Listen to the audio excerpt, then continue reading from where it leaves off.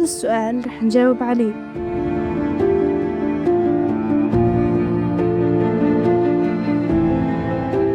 خليل كان شخصية مشهورة بفلسطين، وكان يحب التعليم والثقافة. كانت سلطانة دايماً واقفة معه، تدعمه وتشجعه حتى بأصعب الظروف. أنت التي كنت السند والصدر الحنون في حياتي، أمددتني بحب لا ينضب، وقدمت لي كل ما هو غال وثمين.